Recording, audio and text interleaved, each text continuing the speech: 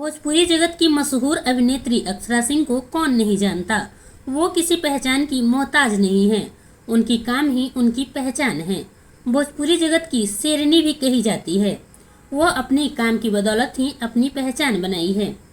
प्रदीप शर्मा के द्वारा निर्देशित डार्लिंग मूवी जल्द ही रिलीज होने वाली है, जिसमें अक्षरा सिंह लीड रोल निभा रही है।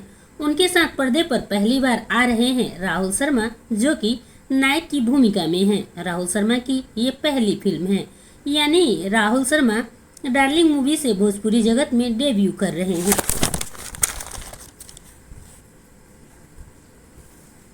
सूत्रों के मुताबिक राहुल बिहार के मुजफ्फरपुर जिले से हैं। अक्षरा सिंह का कहना है कि राहुल एक अच्छे कलाकार है। उनके साथ काम करते हुए उन्हें यह महसूस नहीं हुआ कि वे एक नए कलाकार हैं।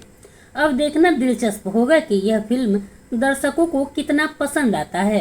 हालांकि फिल्म की टीजर रिलीज हो चुकी है और लोगों की प्रतिक्रिया भी आनी शुरू हो गई है।